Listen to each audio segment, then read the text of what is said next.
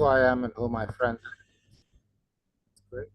Well, hello, everyone. It's December the 7th, 2024, and we are very fortunate to be in touch and in contact with Cairo, Egypt, one of my favorite places in the whole world.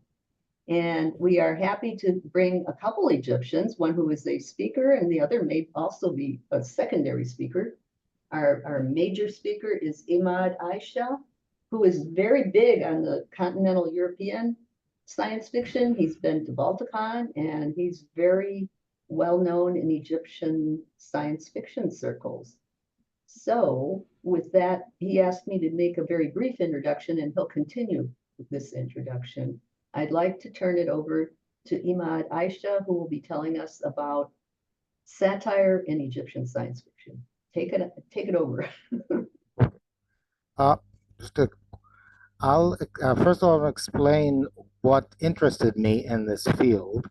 I'd been thinking for a while of writing an article, academic article, about satire in Arabic science fiction, but I just mold the idea in my head, and how different science fiction is, how different satire is in SF compared to other branches of literature and art.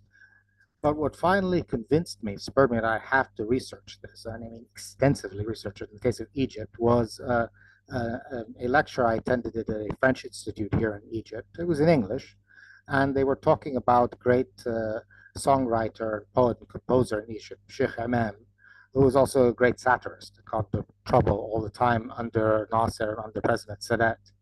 And while I was listening to the lecture, because it was right directly connected with something I was interested in, I logged onto the library computer of that institute, and I couldn't find a single item in Arabic dealing with satire in Arabic literature. Not one title. They had quite an extensive library. I went to secondhand bookstalls, didn't find anything. I went to proper bookstores, didn't find anything. I couldn't believe it. I eventually was able to track things down later on. But this challenge, I just had to answer it. The next time I was at that French Institute, I rummaged around in the library, the bookshelves, and I found a very big book on modern modern Egyptian literature. The book was in English, a book that thick. And I started buzzing through the index at the end, and things like satire, comedy, fantasy, surrealism, symbolism were minimal, only like 2 or 3 pages. And looking through it, I realized what happened. A decision was kind of made in Egyptian literature to be serious and to focus on the novel. Arabic, and Egypt in particular, has a very well developed tradition of satire going back to the Fatimid era, the Middle Ages in Egyptian history, and maybe even older. But most of that satire is in the form of poetry and in the form of rhythmic prose, what we call maqamat, which are, I mean, it's a kind of way of singing a story and saying a story in a poetic way. And that tradition fell out of favor in the 19th century with this drive to be modern and write the modern novel and emulate the English literature and French literature. And that was a tragedy. That's not the only reason, by the way. There's other factors as well. Studying the field, I mean, I'll give you a couple of examples here. Emad, could I say a fast word? If you could hold your mic a little bit further from your mouth, because we're getting a little bit of static, in your voice. Okay, okay. All right. Is this good? Yeah. Well, say a few words. Okay. I mean, this is a nice book called Al-Fukaha fi Masr, Comedy or Humor in Egypt. This is Adab al-Sakhir, satire literature, satirical literature. And reading it, I discovered what happened. I said Egypt had a very well developed tradition of satire, and it expanded in the 19th century to newspapers and magazines and cartoons, and even began getting satirical novels. There was censorship, but they found ways of getting around it. Authors would go abroad and write under assumed names and send it to magazines in Egypt. Then the Nasserist era came. Everything was shut down. Book publishers and newspapers were nationalized. That hurt it very badly, and it continued on, but in the form of song and poetry in colloquial Arabic, in the Egyptian dialect, not in classical Arabic. So the tradition kept on going, thank heavens, but it didn't get the kind of critical attention it needed. Another interesting factor is this. This is a book by Dr. Geber Asfour, old lefty intellectual, and he was the Minister of Culture at one time, and also the guy who established the National Translation Center. Great guy, great guy.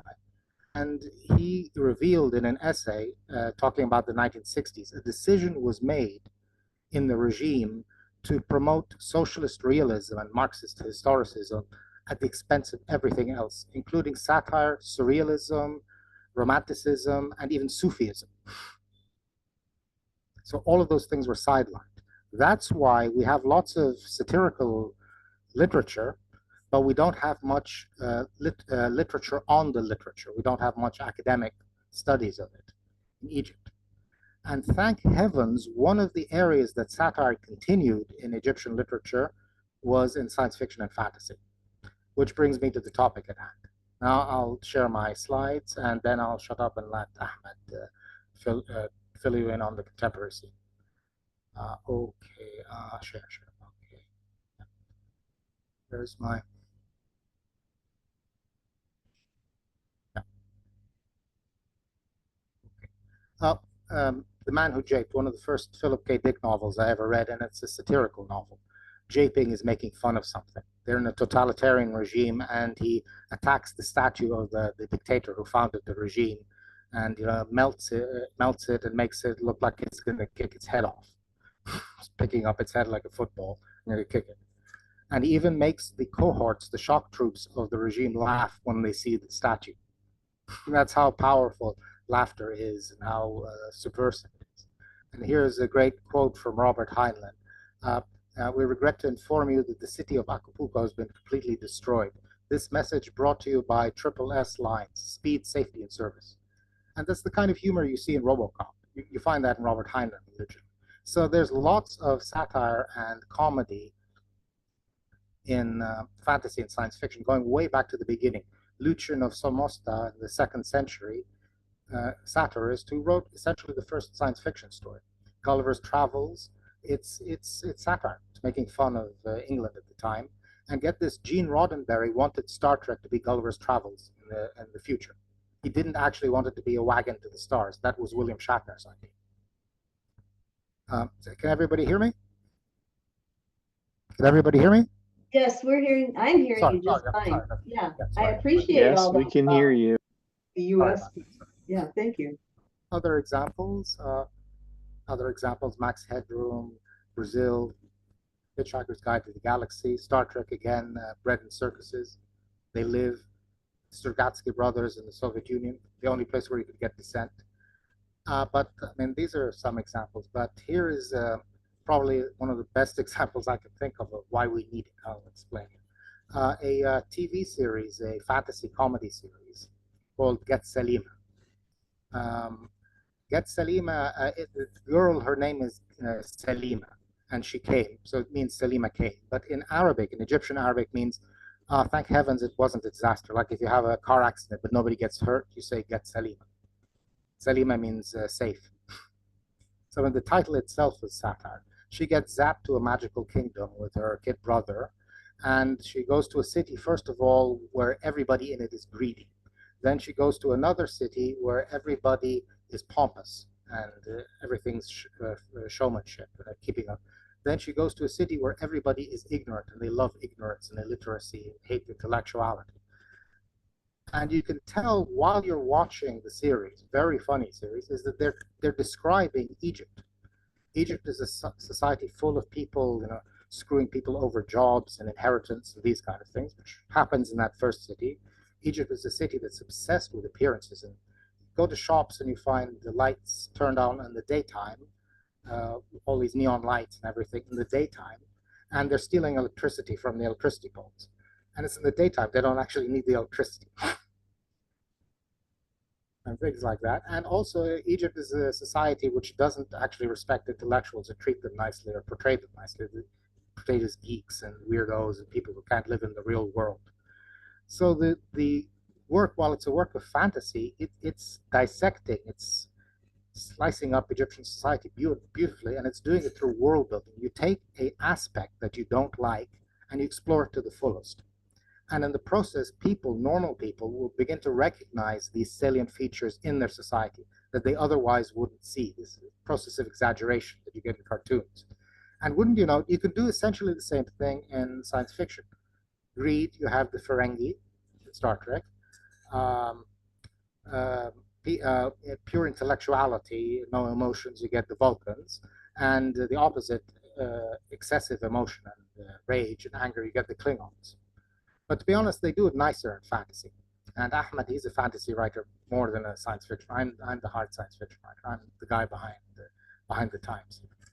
So that's the beauty of science fiction and the power of it. World building lets you do things you couldn't do in regular literature. And also, because of world building, you can make the metaphorical literal. This is a screenshot from Oh Lucky Man, a kind of surrealist comedy movie from the 70s in England. And you have a scene at a clinic, and they turn a human being into a sheep. And the doctor believes in genetic superiority and eugenics and these kind of things, social Darwinism. So he's turning people into passive lambs for the slaughter, literally. And it's a hilarious and scary scene. Oh, okay. Like I said, we have a very well developed tradition of satire in Egyptian and Arabic history, but it tends to be rhythmic in the form of poetry and rhythmic prose. This is a famous time travel novel called Hadith Isa ibn Hisham, and it's about an old Ottoman official who wakes up in in the future for him and sees how Egypt has fallen from grace and become imperialized. And it's done in a Thousand and One Nights style of rhythmic prose. Oh, but anyway, so that's Sheikh Man. These are lots of examples. There's that book I mentioned by Dr. Deborah Asfour. There's Dr. Deborah Asfour himself there. This is a famous this magazine about newspaper supplement talking about satire in Egyptian poetry and literature. And one of the authors, who's a satirist and a surrealist, he refuses to do satire in his surrealist novels. He thinks that's unserious. And he's a surrealist and a satirist at the same time, and he won't do it. He said that's beneath the level of the novel. You have to be serious and realistic and talk about facts.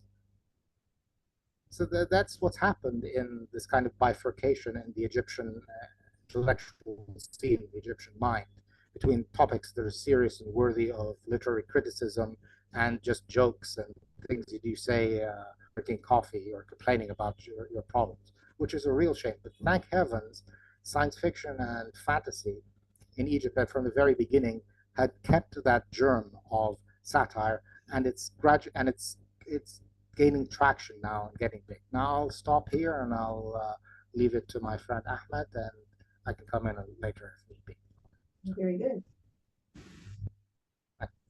Thank you, I'll Emad. go on to mute.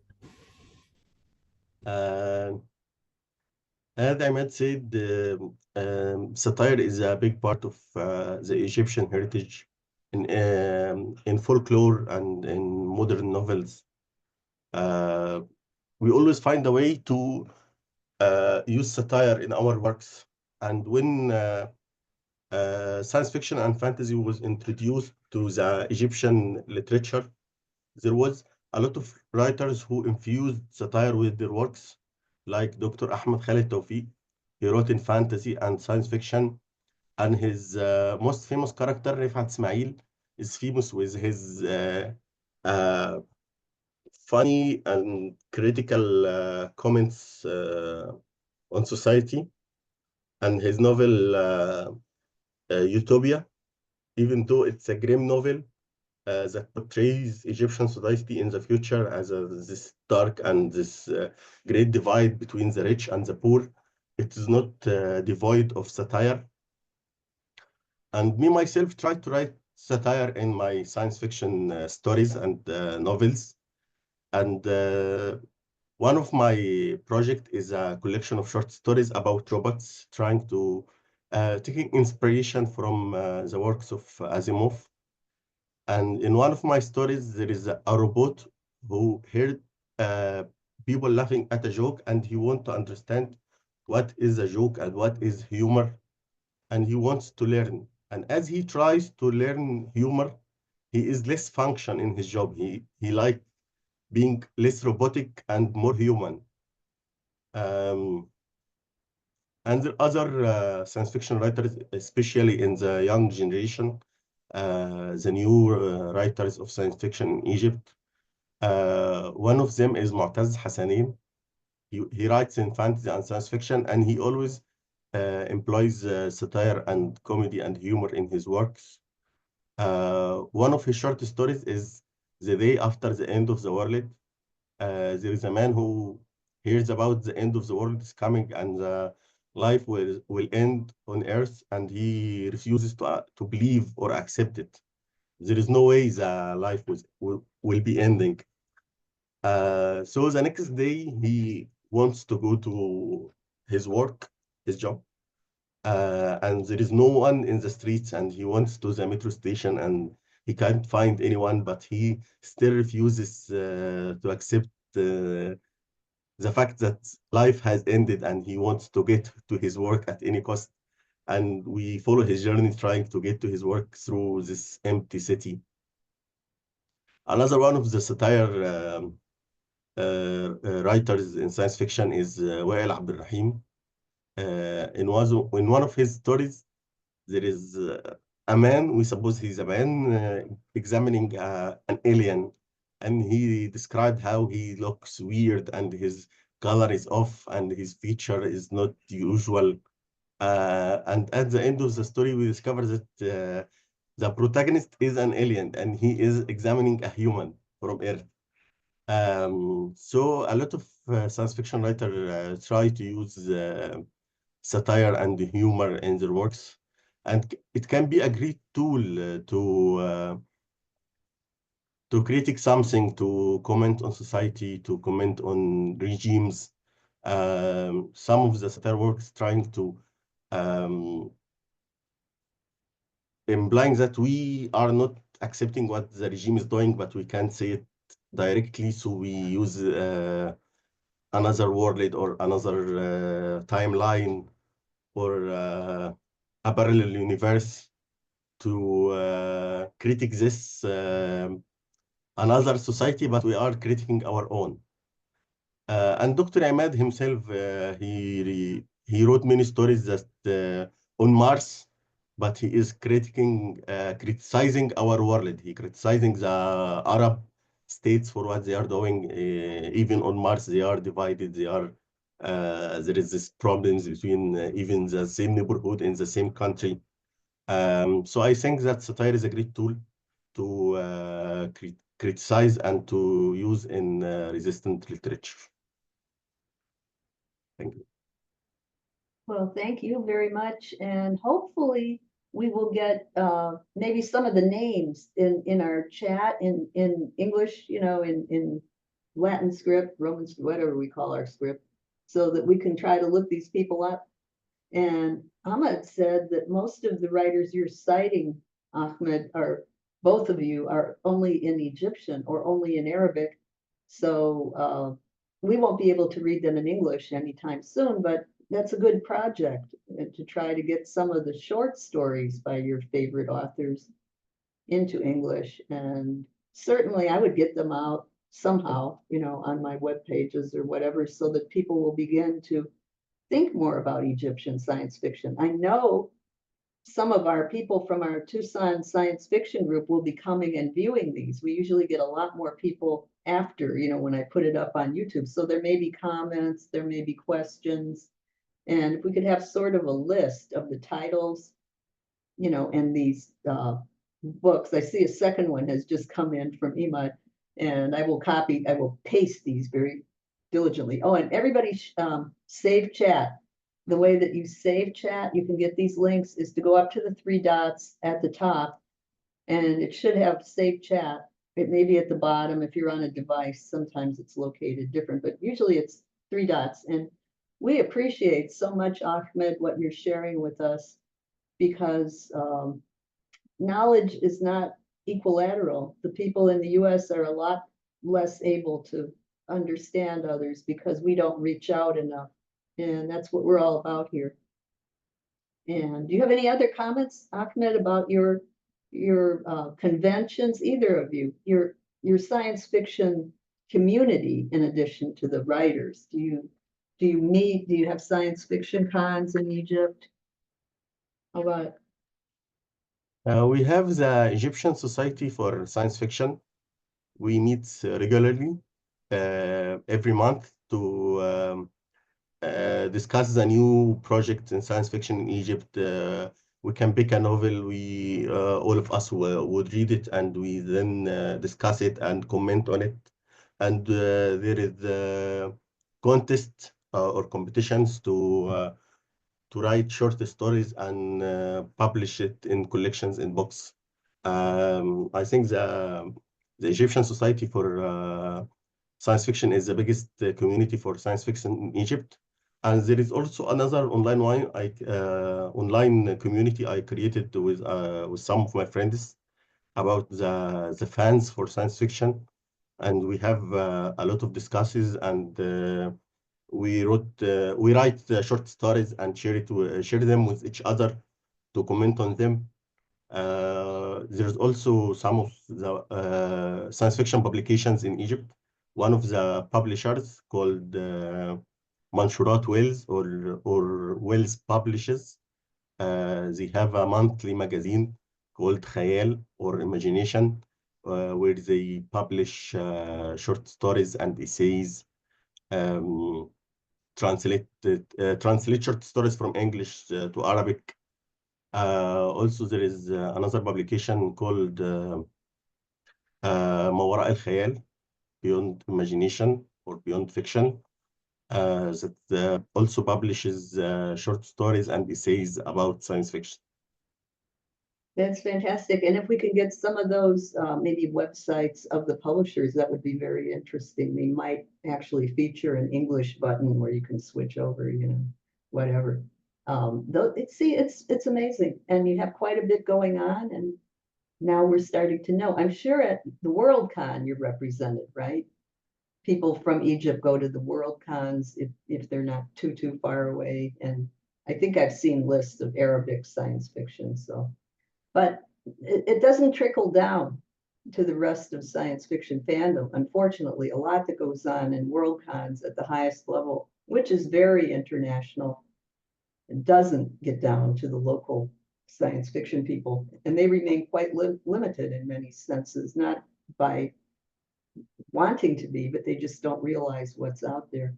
Another place that maybe you're aware of, and if I get, when I'm not talking, I'll try to put that website up, is the Science Fiction Research Association. I don't know if you're familiar with that, but that is international. It's a very good, very old research association with members from all over the world. And it's quite different than the structure of a lot of our US science fiction clubs. So Me and go the ahead. participants in the Worldcon. I participated twice via Zoom, and Emad participated many times, and one of them he went himself to China the last year. And I know some other Arab writers participated in Worldcon in person or via Zoom, like Ahmed Murad from Egypt and Yasser Bahgat from Saudi Arabia and many more. Well, that's great. So once again, I have to find my whole screen. I'm trying to get out of here and get in. I'm going to find that webpage for the Science Fiction Research Association. And I want to congratulate you for being such a well-traveled and cosmopolitan writer. I guess we probably should open it up because people must have a million questions, the rest who are here for you. Go ahead, folks.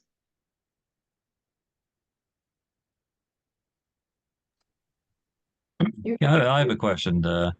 I was sort of curious about because you're talking about satire, and you did have the "Hard to Be a God" by Boris and Arkady Strugatsky, and I up on one of your you mentioned it, and I was wondering, given I'm just sort of curious about the political situation because, of course, Egypt in the 60s, 70s was very close to the Soviet Union politically, or getting, and I was wondering how much in the East Bloc, I suppose into the 80s too, And I was wondering how much of that science fiction sort of got through, maybe a little bit because it was East Bloc, you know, the ties that were between the East Bloc and Egypt and everything. And I'm thinking, of course, obviously Strugatsky's, but also, of course, obviously Stanislav Lem. If you talk about satire, you know, the Ion Tiki, Star Diaries, and so on. So I was just wondering, That Emad. yeah, yeah.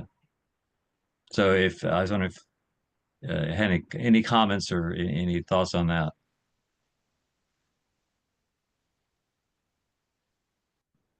Yeah, Egypt in the 60s was very much affected by the Soviet Union, but we mainly have realistic literature, stories about the working class and the proletariat and the rights of for the lower classes. We didn't have much fantasy and science fiction back then. I can say that science fiction in Egypt started maybe in the 80s with Nihad Sharif. Um, but there was a satire, like Ahmed said, there was Sheikh Imam, and he is a singer, and Ahmed Fuad Name, he was a poet, and they together formed many songs and poems to critic the Egyptian regime. One of them was a song about a cow and how some people are trying to milk the cow to this and others trying to protect the cow. And this song actually ended up with both of them in prison. So satire was a dangerous thing back then, even if you don't speak directly about regimes, you know what you are talking about and they won't tolerate it. I see you're holding something there. Yeah. Uh, Yeah. I have to get to Stanislaw a Lem, different the view to be investigation. able to. Sorry, the Yes. lighting here is a bit bad. Uh-huh. Yep, Yes, I've got Stanislav Lem. Yep. Yes. I've got a copy of a book by him translated into Arabic. Mhm. It's a play and an introduction of his. Hmm. I've got a copy of a Strugatsky novel, The Faraway Rainbow or Rainbow World, translated into Arabic in the Soviet Union by Mir Ah. Publishers. Ah. I bought a book of Yuri Medvedev, translated into English. I found it in secondhand here in Egypt. And there's a lot of Soviet literature translated into English, translated into Arabic, which you can find out on the streets. And I mean that literally on the streets, on the pavement. Wow. Wow, yeah, a bit noisy here. Now, Soviet literature, Soviet science fiction did have an impact on Arabic science fiction. More so, I'd say, in Syria than Egypt. As Yevgeny Zamatian's Weez had a big influence on Talib Umran, who's the main Syrian science fiction writer, and it's been said it had influence on a what was it called? Uh, um, uh, I'll put the picture up here. Share. Where's the share function? Oh, it's under share screen, the green button down on mine, it's at the bottom. Maybe it's gone. Look at the three dots and it might be hidden. Oh, more. Yeah. Oh, yeah, right. Okay.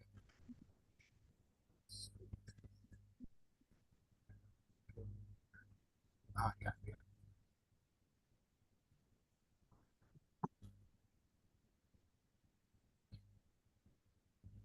Oh, yeah. Al-Sayyid min Haql Sabanah. That I think actually has been translated into English. The Master from the Spinach Field. It's been said that that's modeled on or inspired by Yevgeny Zamatian's Weave, which it came out in the 80s, and by a left-wing intellectual, Sabri Musa. And he was, again, lampooning modern materialist society and how the regime had sort of left no option to people except to think about material things. But it's done in a, and I haven't read it, but studies that have been done of it in Arabic countries, it's done in a very cheesy and rhetorical way with people lecturing you about family values and this kind of thing. And a lot of science fiction for a long time in the Arab world was just imitation. They'd literally take a story by David Knight or Isaac Asimov or Zamyatian and just change the names for a long time. But thank heavens, like I said, from the very beginning in Egyptian science fiction, you had satire. Al-Hurub al-Fada, Escape to Space, That's it's by a travel writer, really not a SF, but it's again it's a kind of satire looking at other societies to look at Earth. A Shaykh, the Thing by Ned Sharif. A spaceship almost crash lands on Earth, and the communication system is busted, so they can't tell anybody that they don't mean any hostility. And countries try to force Egypt to do something because it's in Egyptian airspace, and people start selling T-shirts with "Welcome to the aliens" and that kind of thing. The aliens are being used as a mirror for how messed up human beings are. Oh, sorry. رجل تحت الصفر, Man Under Zero, by Dr. Mustafa Mahmoud, who's a great Islamic thinker. And the title itself is perfect. Man Under Zero, like beneath man beneath himself, man worse than zero, in effect, it's said. And it's supposed to be an absolute zero for freezing people. And it's a utopia dystopia view of the future. Oh, here's the cartoon. Nature. Fresh air. Get your fresh air here. It's nothing sacred. You want mustard with that air? And the Arabic science fiction is very anti-materialist. It doesn't like modern materialism, whether it's capitalism or socialism. And science fiction is one way we can critique those things, even if you're talking about socialism, not just capitalism. So yeah, I mean, Soviet, yes, in answer to your question, yes, Soviet science fiction did have an impact, thank heavens, and it helped keep the flame going, so to speak. And in the Soviet Union, Uzbek author, Hamid Ismailov, we interviewed him for Arab and Muslim science fiction. Ahmed Al-Mahdi is an author of this as well. I interviewed him over Zoom or Skype. No, Skype. And he said that in the Soviet Union, Strugatskys are still ahead of their times to this day. Postmodernist literature in Russia right now it really learns from that old SF stuff. And that was the only way you could get criticisms across. And things with symbolism and mythology in it as well. And he said in the Soviet Union, you needed comedy all the time to stop yourself going insane. That's why endless jokes about Brezhnev and these kind of things. And thank heavens, the Soviet authorities, they saw science fiction as distractive literature, not subversive literature. Let people think about the future, it'll distract them from how crappy things are now. So they were able to get away with quite a lot. I was going to say also, of course, one thing that was also true in the Soviet Union. Whoa, have a hand up. Oh, I'm sorry. I just Okay. sorry about that. Men do tend to do that. Do you have any women science fiction writers? Ahmed, do you want to answer? I see a picture of a woman there, so it came to me. Oh, sorry. Yeah, now that's Yusuf Sabai. You are not alone. It's a satirical novel we did. But yes, we do. In answer to your question, yes, we do. More so in short science fiction, however, than novels. We do have some novelists, but it's more short science fiction. And they write satire, very good satire. Oh, that's great. So possibly, if you know any of their names, we won't be able to read them, but throw a couple of them into the chat as well. I'm sorry. Now, if you want to speak, Greg. Yeah, I was just going to say, sorry for the jumping in. I was going to say that another thing that you had that was going on in the Soviet Union and the East Bloc strongly, of course, was also, of course, strong. That sounds a little bit like it was maybe different from what was going on in Egypt, because you're talking about the sort of anti-materialist and that science fiction was an outlet for that. One reason why people like Lim and Josef Nessedba in Czechoslovakia and the Strugatsky brothers, they had a tremendous platform is because there was an emphasis on science. There was, of course, a great belief in the Soviet Union and science. And so science fiction actually took on a kind of special role because of the belief in science and progress and so on. It sounds to me like maybe in Egypt that wasn't quite that wasn't the case so much, that there was a lot of skepticism about that.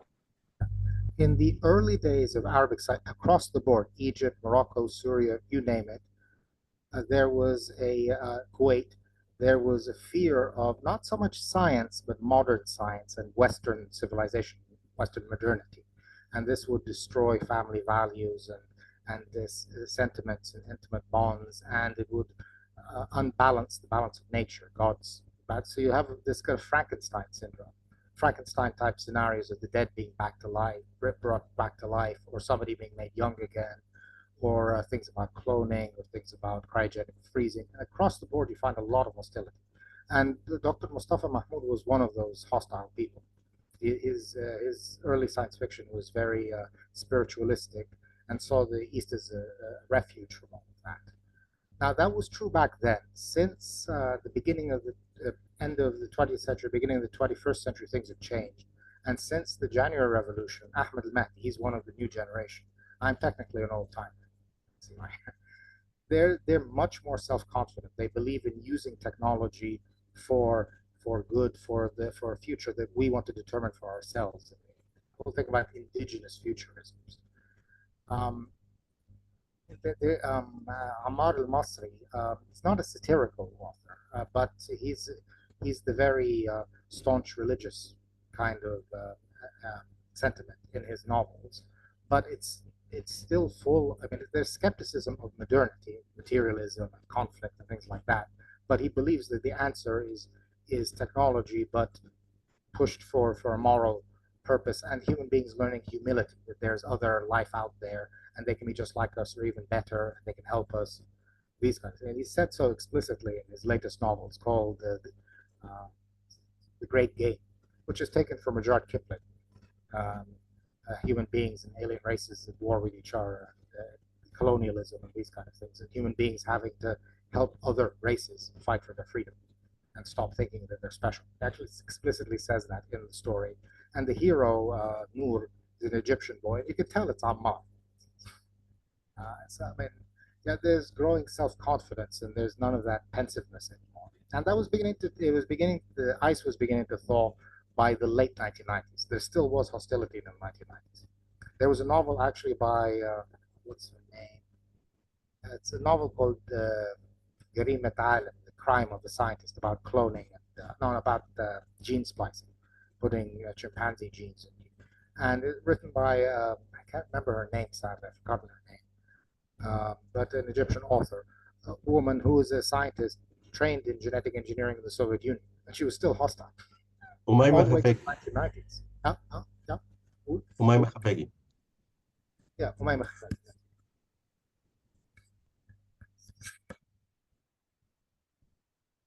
Thank you. Well, that's very interesting because many countries people from those countries on ResearchGate are coming to the same positioning where they had been resisting all this modernism from the West, but now they're being more selective. It's more nuanced than a blanket rejection, and adding their own moral and cultural values to it. And in many ways, there's starting to be collaborations on ResearchGate between US and Western people in technology and science and their colleagues in all countries all over the world, which I think is a good thing. I noticed that here at the University of Arizona, we have a huge number of Hindi students who are in electrical engineering. And I went in one Sunday when we still had big banks of terminals, and all I could hear was Hindi being spoken. So it may be that the born Americans are going to be left out if they don't continue to learn technology, because those courses are hard. They are not something you can sleep through and stay home from class. And that is a factor, I think. I taught English at the University of Arizona for many years, and I'm not saying that English is easy, but there are ways you can be gone and you can come back and still keep up. But you simply can't skip out on some of the math classes and some of the things going on in those areas. So we need a balance, I think. And postmodernism went into a very anti-science, anti-modernism mode with the French theorists like Foucault and Paul Feyerabend. But I think we're hitting more of a granting that science does have its benefits as well as being something to fear and contain, a la Frankenstein. And so it's very interesting now to hear where you stand. It's kind of all around the world where Egypt fits in on that. You have any more thoughts on that? That's a big issue. Yassine, you have your hand up? Hello, Yassine. Yes, I have a question if I may. Sure. So recently, a couple of years ago, I read the novel Autorid, which I'm not sure if that's considered science fiction or how that fits in to the scene. So I was wondering if either or both of you could comment on that.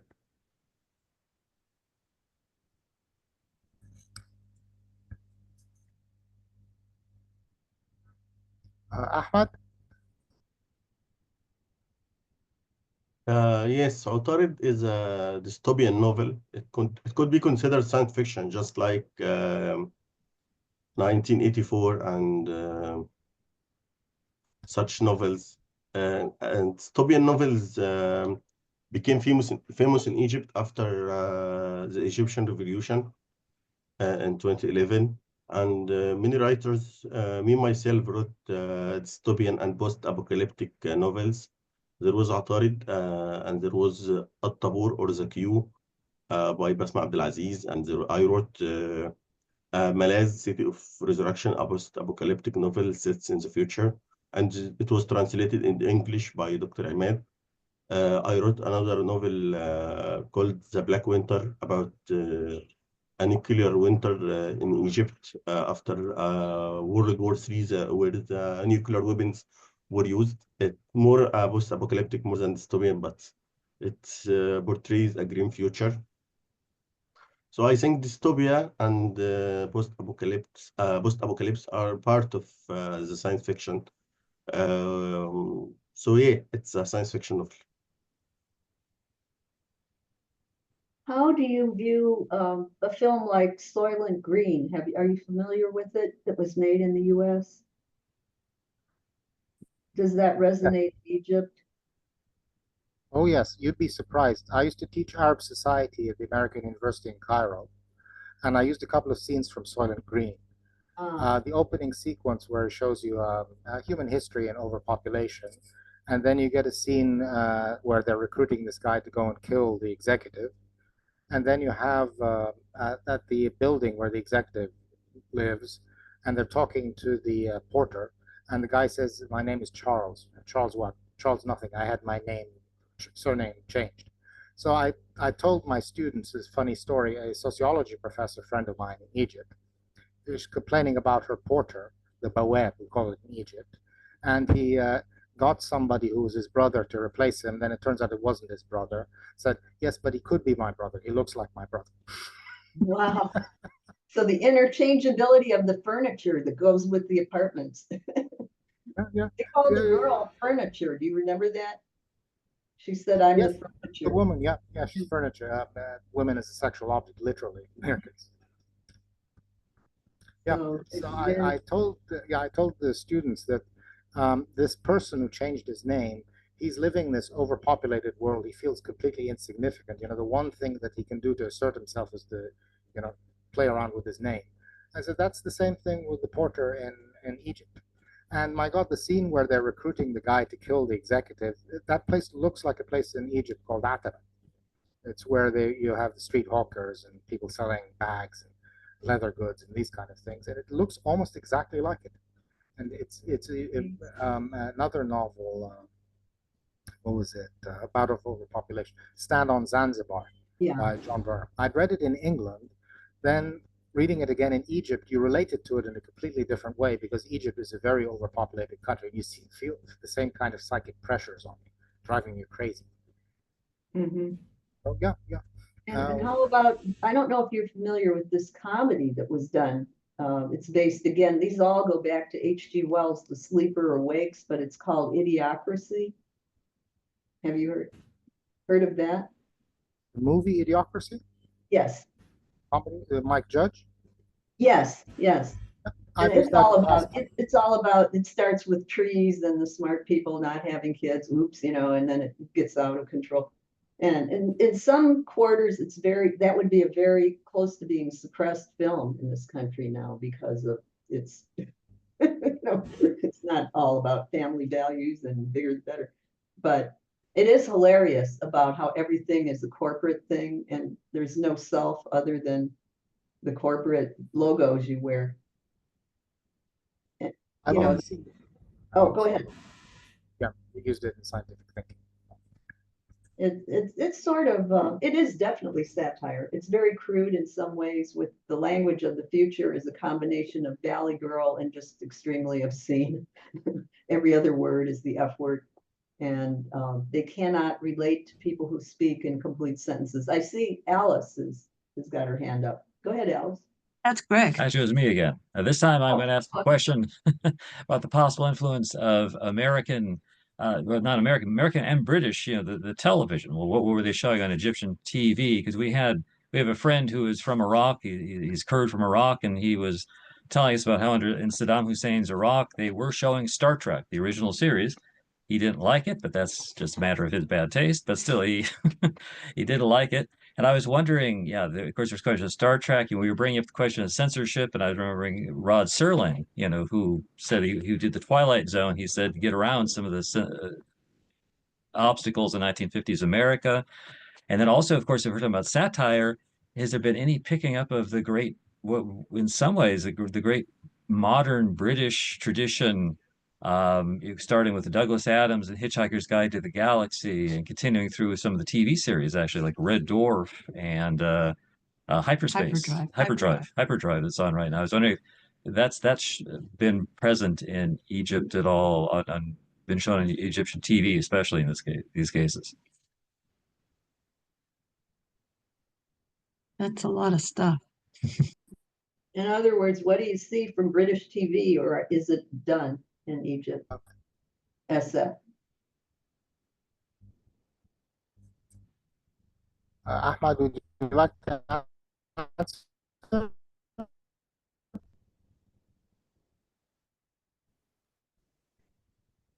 Seems like you have a bad connection. Well, oh,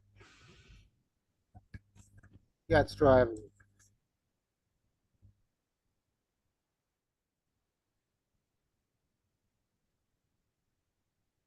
Many years ago, we used to have a program or a show called Cinema Club, Nadi Cinema, here in Egypt. Every Sunday, they will show an English or American movie and discuss it afterwards. I used to wait for the show so it was every Sunday, and every Thursday there was a program called Panorama Francesa or French Panorama. They will show a French movie. But most of the movies I watched via VHC tapes. We used to not buy them.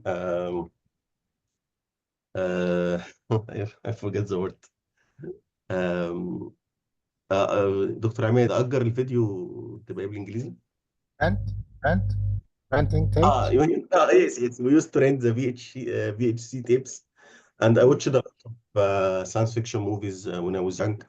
I watched Stargate and Star Wars and many other science fiction movies, and I loved them so much. And one of the things that made me get into writing was watching the Lord of the Rings movies back in many years ago, and that's why I began writing with fantasy. And I used to read the novels of H.G. Wells and Jules Verne, and that gets me into writing science fiction. Wow. Yeah, that's really going back a ways, but H.G. Wells is the source of many of these coming into the future. But as I brought up that Idiocracy, he's someone who goes to sleep and wakes up 500 years in the future. So these tropes are very good and they play well in different cultures. Are either of you familiar with Binti by Nnedi Okorafor, the Nigerian woman who writes science fiction? She's taken all the prizes, the Nebula, the Hugo. and it's called Binti, B-I-N. Yes, I am working now with Peers Factor, a literary agency. They Mhm. present me and I translate works for them. And sometimes I review the translation of other works to make sure that they are up to par. And they translated Pinty, and I think there was a two sequels to this novel, and they translated Yes. them well. I checked it out. It's it was a pretty good novel. Yeah, because it comes in immediately. You feel what it's like to be from the countries where they have to piece together things that don't quite work. It's the first thing you see in Binti.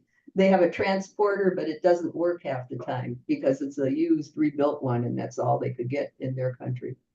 It's something that only people would think of, not the colonizer people wouldn't tend to think in those details.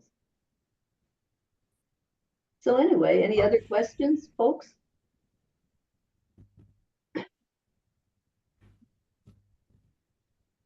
Well, if we have a lot more to discuss, and maybe we could get in touch with one of these women writers of SF sometime in Egypt. That would be fun too, and have three of you come. Um, if you know any of them, do let them know that we're interested. So I see you put another link to one of our, right, yeah, futurism. There's Afrofuturisms now. There's probably Egypto-futurisms. I'll stay on till you get all your links up. We won't cut you short on that because then people can just, copy the chat or download the chat. I'll add a bit here about Red Dwarf. I don't know anybody who's watched it, sadly. We did get some Star Trek when I was a kid in the 80s, and we were very connected with the outside world. You'd be surprised. You could get Mad Magazine in Egypt, Uh-huh. get comic books in Egypt and in Kuwait. I grew up in Kuwait, That's and true. we had also cinema, and yeah, they had a lot of science fiction actually, more than in not Cinema Club in Egypt was like classical movies, and Duria Sharafuddin, the person in charge, didn't like science fiction. Oh, But in Kuwait, they had a lot of science fiction. They had Planet of the Apes. I remember watching it and recording it as a kid. Slaughterhouse-5, I watched that when I was a kid. Oh, Lucky Man, I watched that when I was a kid on television Kuwait, on Cinema. Mhm. Of course, you get Mel Brooks movies, Blazing Saddles and these things, and History of the World. And so we got some Star Trek. I grew up watching Blake Seven, but that was on television in England. I don't think we got it in the Arab world. We got Star Wars, definitely. Watched Star Wars at school, actually, when I was a kid. This was there. Logan's Run, I watched when I was a kid. I don't remember if it was on television in Egypt or no, it was in Egypt. Yeah, and Fahrenheit 451. That's Egypt. Yeah, I was wrong actually. Dr. Dore doesn't like science fiction, but she did bring it occasionally. Sorry, I made a mistake there. Oh, okay. And they were very shocked. Logan's Run killing all character. And Fahrenheit 451 burning books. That's of course something you can relate to very easily. Red Dwarf, I used it in class when I was teaching both Arab society and scientific thinking. The students didn't know it, but they loved it straight away. They could relate to it, and it covers like everything: metaphysics, psychology, morality. It's really, I mean, especially the episodes about Rimmer. He's such a twisted, kind of messed up character. Yes.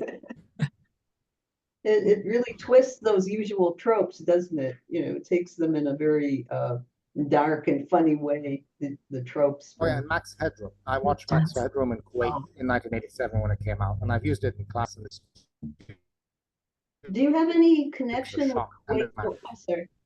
You had frozen. I thought you were done talking. Do you have any connection with those Kuwaitis? Do they have science fiction clubs over there?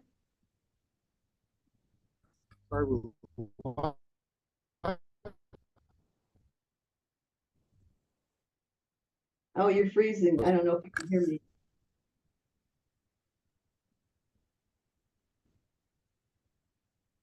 So the question was, do you have connections with the Kuwaitis, the science fiction fandom. Can you hear me?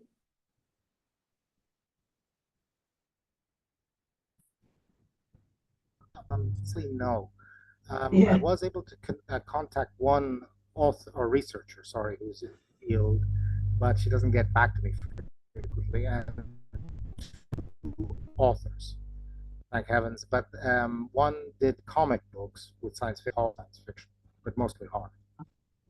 Yeah. Okay. Well, that's something to pursue maybe in. But I don't think there's an actual sci-fi association actually isn't a proper Maybe community, we should turn a off proper our video. organization. That helps Just sometimes if individual. we turn off video. Okay, yeah, I'll turn that on. Okay, yeah. Put the pressure down. If that helps. Yeah, and no, there doesn't seem to be a proper sci-fi community associations in Kuwait or Saudi Arabia or the Emirates, to my knowledge. It's just a few authors, and they're still very new. There is يتخيلون, a publishing house and a translator in Saudi Arabia. They're kind of filling in for that. Ahmed knows them. I'll try and look up their email if I can find it here and get it to you. Yeah, I'll look it up on my email. Well, that's interesting. So again, let me just fill in with when I tried to do a book uniting all of Europe, it was called Planet Europa SF, and we had 22 stories from about as many countries. Christian Thomas, who edited the Locus equivalent, which is the European, pan-European science fiction news magazine. I asked him, how do you get to know each other? Do you all know each other's work in Europe? And he said, no, Gloria, I'll tell you, it's like this. It's like the US is a neutron star. It's so powerful, it pulls everything in, sucks it in. And the only way we get to know each other is when it's spit out again in English, because many of us of the smaller countries cannot read each other's languages. And so he was comparing us to the big neutron star. And so if you were lucky enough to be sucked into it and then spit out again in English, that's the way that the Europeans got to know each other from other than the big language groups. Yes, go ahead. That sounds like the basis for a good satirical story. USS Neutron Star. I liked it. Somebody should write that. We should get Christian Thomas to come. And he isn't still, I don't think that thing is still running, or he isn't the head of it, but he was very funny. He's in Bucharest, Romania. Ah. All right, well, we will keep talking until we get our last links in, because I think Emad is still hunting some, and then we'll have a good collection at the end. So many new writers. I want to thank you. So many new male and female writers that Emad just sent a link. He said there's a lot of female writers too. And thank you. That's thank very you. So I know there are a lot of women in India who are writing and have written for quite a while science fiction. I tried to get one Indian woman to come, but it didn't work out. I lost contact with her after a while. She was from ResearchGate.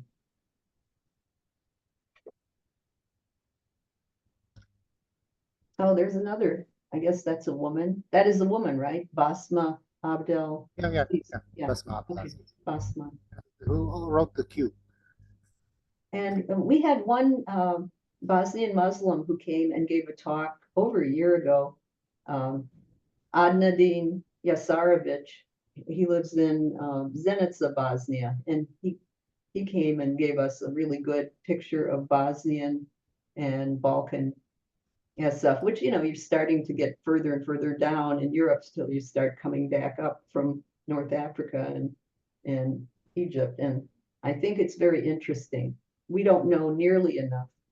Oh yeah, I'll get you the Bosnian guy's contact. He does comic novels, and he had a story. I'll even send you the file of his story. It was an insane asylum for gods that had no one believed in them anymore. And they were held as patients in this insane asylum for gods. It was really good. Just remembered. Another thing we did have on television in the Arab world in the 80s was The Twilight Zone. And a lot of that is satire. Most of it is horror, but there is quite a lot of satire in there too. Sometimes. Oh, Good show. Yeah. I had a question. Is there any Egyptian, not that I'm that interested in mass media, but still I'm curious, Egyptian television, any Egyptian science fiction TV shows or at least movies that have been made? Yes, yes. Ahmed, you want to fill in?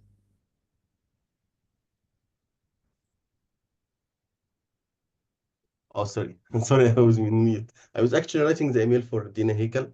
She is a brilliant science fiction and fantasy author here in Egypt. I love her work so much, and actually, she likes to write in English and then translate her works into Arabic, unlike what I do. Um, and I think she would be amazing to speak about science fiction. That would be great. Do I have your email, Ahmed? Could you put it in the chat? I don't know if you're on our list. Yes, I just put it in the chat. Oh, you did? Okay, let's see if I can find it here. Not finding. Must be way back here somewhere. In answer to your question there- about sorry, the question, yeah. Sorry, you were saying something? No, I'm just looking for something and making noises. I should mute myself. Okay. Here's the some television. I hope this works. Where is it? Yeah, once again. Yeah, yeah. Okay. Uh, is the picture there? Can you see the slide, PowerPoint slide? Yes, Yes, yeah. yes. Yeah, this is a TV series, sci-fi post-apocalypse series Ah, called Al-Nihaya, the end. Also, it's kind of cyberpunk. Oh, sorry. oh. Thing's not. Sorry, thing's a bit clunky. This is Fi Baitin, a robot in our house, a robot, part 2, second season of it. Comedy, not terribly intelligent comedy, but at least it's normalizing science fiction about a guy, a robot inventor, and stupid problems. Musa, science fiction movie.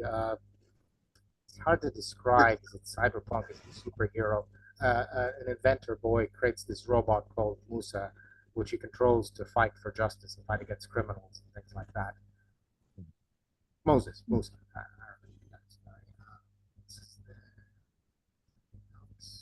Yeah, this.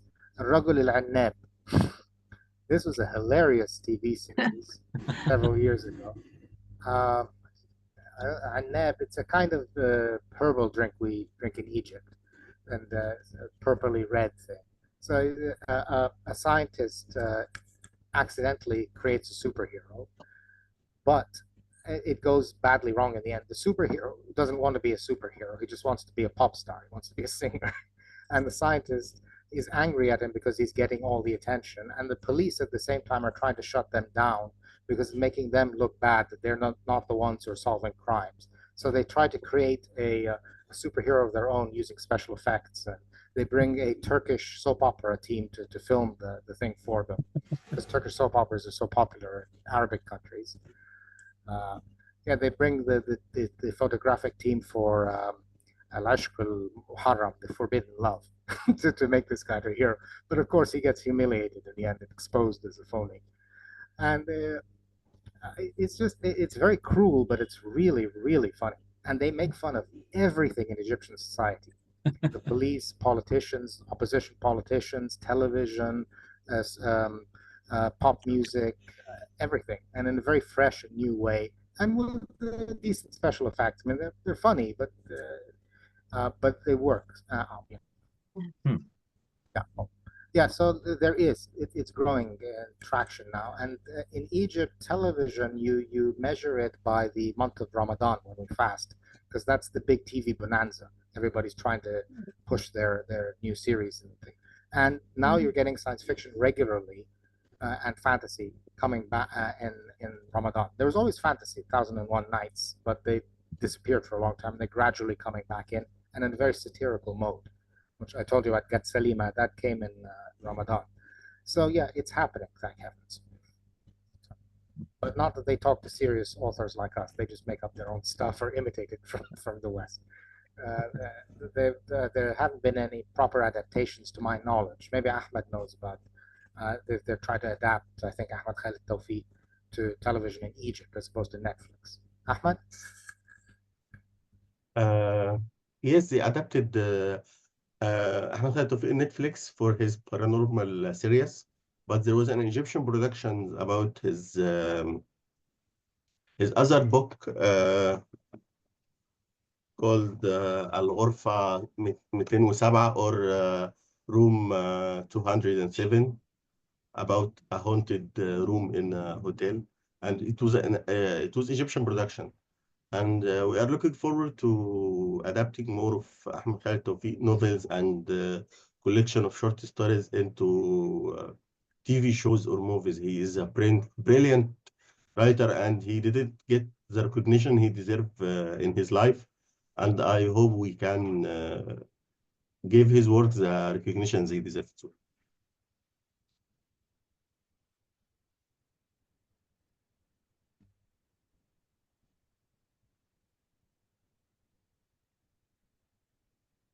Well, you want to add something? No, I'm good. Okay.